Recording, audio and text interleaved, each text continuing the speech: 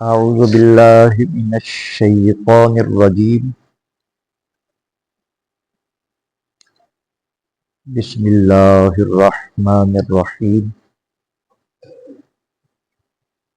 ان الذین کفروا وصدوا عن سبیل اللہ، وہ لوگ جو خود بھی کفر کرتے رہے اور لوگوں کو بھی روکتے رہے اللہ کی راہ سے۔ یہ سورہ محمد کی آیت نمبر 32 ہے، جس میں اللہ تبارک و تعالی ارشاد فرما رہا ہے کہ جن لوگوں نے کفر کیا، کفر کا معنی انکار ہے، جو اللہ کا انکار کرے، اللہ کے رسولوں میں سے کسی رسول کا انکار کرے، اللہ کے کلام کا انکار کرے، آخرت کا انکار کرے، اس کو کافر کہا جائے گا۔ کافر کی فطرت یہ ہوتی ہے کہ وہ خود بھی راہ حق سے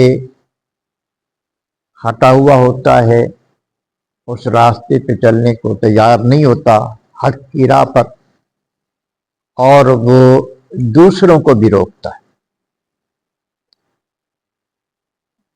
وہ یہ پسند نہیں کرتا کہ کوئی بھی مسلمان ہو جائے اور حق کے راستے پر چلے۔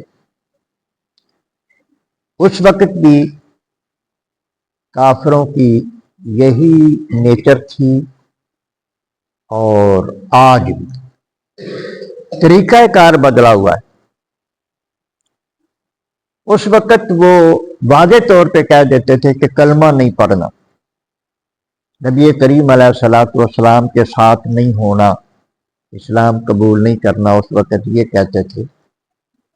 اب ان کا طریقہ یہ ہے کہ کلمہ پڑھنے سے نہیں روکیں گے، اسلام پر چلنے سے روکیں گے، اسلام پر چلنے سے رکاوٹ پیدا کریں گے۔ مختلف جو اللہ تبارک و تعالیٰ کے احکام ہیں، یعنی جہاد کا حکم ہے، اس سے مسلمانوں کا ذہن بنائیں گے کہ جہاد ٹھیک نہیں، جی اس سے اس کا انکار ہو جانا چاہیے۔ نبی کریم علیہ الصلوۃ والسلام کی سنت کے طریقے کو چھوڑنے کا جی جو ہے، وہ اس طرح کی کوششیں ان کی پہلے بھی جاری تھی، اب بھی جاری۔ اللہ تبارک و تعالیٰ ارشاد فرما رہے ہیں کہ وہ خود بھی کافر ہیں اور دوسروں کو بھی اللہ کی راہ سے روکتے ہیں، وشاق الرسول، اور رسول کی مخالفت کرتے ہیں، من بعد ما تبین لہم الہدی، اس کے بعد کہ واضح ہو چکی ہے ان کے لیے ہدایت کا راستہ، یعنی ہدایت بالکل ان پر واضح ہو چکی ہے، یہ جان چکے ہیں، اس میں کوئی شک نہیں رہا ان کو بھی کہ اسلام برحق ہے، اللہ وحدہ لا شریک ہے، برحق ہے، نبی رسول حق ہیں۔ یہ سب کچھ جاننے کے باوجود بھی انہوں نے کفر کا راستہ اختیار کیا۔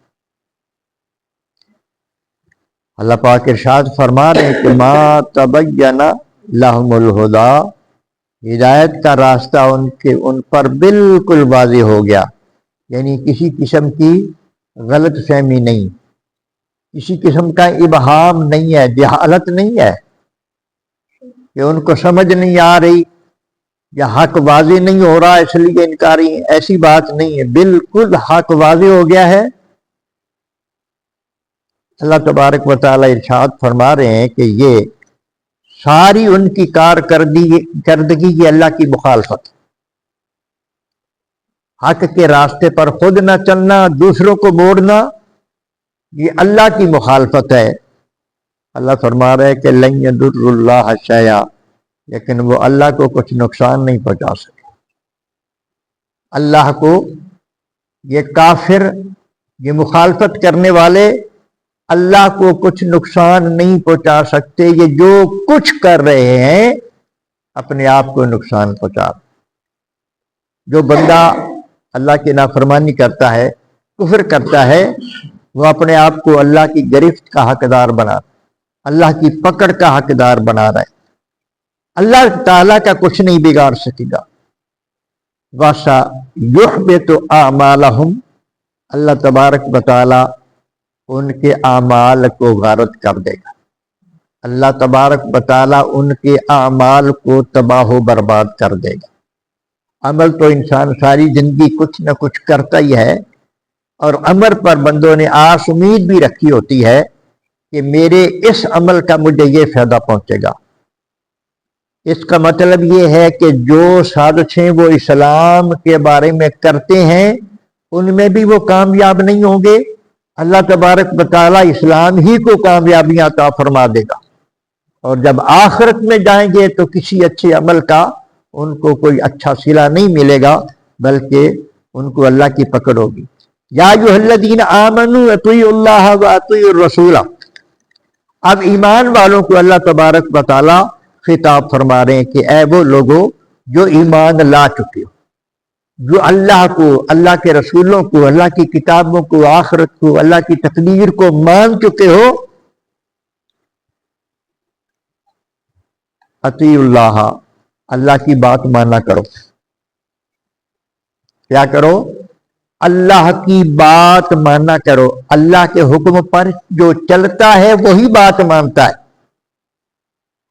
اے ایمان کا دعویٰ کرنے والوں، ایک جگہ فرمایا یا ایھا الذین آمنوا آمنوا باللہ، ایمان والو، ایمان کا دعویٰ کرنے والو، اللہ پر ایمان لاؤ نا۔ یہ بھی اللہ پاک نے ایمان کے دعویٰ کرنے کے والے کے لیے ضروری ہے کہ اللہ کا ہر حکم مانے۔ اللہ تبارک و تعالیٰ نے جو حکم دیا ہے اس سے منہ نہ پھیرے، یہ فرض ہے بندے پر، یہ ضروری ہے، لازمی ہے۔ وَأَطِیعُوا الرَّسُولَ، اور اطاعت کرو رسول کی، یعنی رسول کی بات بھی مانو، اللہ کی بات بھی مانو۔ اس کا مطلب یہ ہے کہ قرآن کو ماننا بھی ضروری ہے اور حدیث کو ماننا بھی ضروری ہے۔ کئی لوگ یہ کہہ دیتے ہیں کہ بس قرآن ہی کافی ہے، حدیث کے بغیر قرآن سمجھ نہیں آتا، حدیث کے بغیر قرآن مجید سمجھ۔ آج بھی ایک ایسا طبقہ ہے جو کہتا ہے قرآن کافی ہے، حدیث کی ضرورت نہیں۔ تو قرآن میں تو اللہ تبارک و تعالیٰ کے جو احکام ہیں، اقیم الصلاۃ، نماز قائم کرو، اب کیسے قائم کرنی ہے یہ حدیث بتائے گی، قرآن میں کوئی نہیں۔ نماز کیسے پڑھنی ہے، رکعتیں کتنی ہے، اس میں کیا کیا پڑھنا ہے، یہ سارا حدیث بتاتی ہے۔ تو اس لیے اللہ پاک نے ارشاد فرمایا وَأَطِیعُوا الرَّسُولَ، رسول کی بات مانو، وَلَا تُبْطِلُوا أَعْمَالَكُمْ، اور اپنے عملوں کو ضائع نہ کرو۔ اللہ کی بات مانو، اللہ کے رسول کی بات مانو، اور اپنے عملوں کو ضائع نہ کرو۔ کچھ ایسے اعمال بھی ہوتے ہیں کہ ان عملوں کی وجہ سے کچھ عمل ضائع بھی ہو جاتے ہیں۔ اللہ پاک نے ایک جگہ قرآن مجید میں ارشاد فرمایا یا ایھا الذین آمنوا لا ترفعوا اصواتکم فوق صوت النبی، اے ایمان والو اپنی آواز کو اونچا نہ کرو نبی کی آواز سے، اگر تم نے ایسا کیا تو ان تحبط اعمالکم، تمہارے اعمال ضائع ہو جائیں گے۔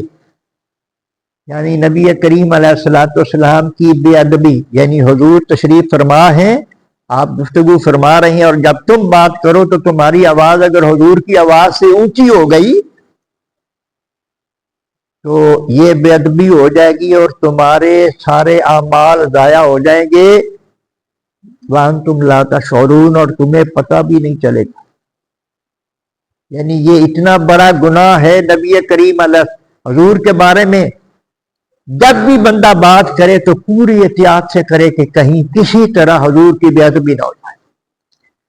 تو اس طرح یعنی اعمال ضائع ہو جاتی ہیں، اللہ تبارک و تعالیٰ نے فرمایا. تو یہاں اللہ نے فرمایا کہ اپنے اعمال کو ضائع نہ کرو، احتیاط کرو.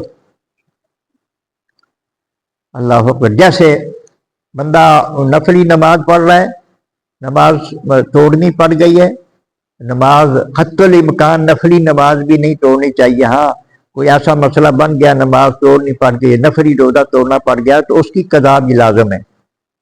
وہ بھی قضا کرنی ہے. اللہ تبارک و تعالی ہمیں اپنے حکام کو سمجھنے کی توفیق عطا فرمائے. اللہ کی بات کو ماننا ضروری ہے، نبی کی بات، اس کو ہر بندہ اپنے ذہن میں رکھے. یہ اللہ نے جو حکم دے دیا اس پر عمل کرنا لازم ہے ہمارے اوپر، جو حضور نے حکم دے دیا اس پر عمل کرنا بھی لازم ہے. اللہ سمجھنے کی توفیق عطا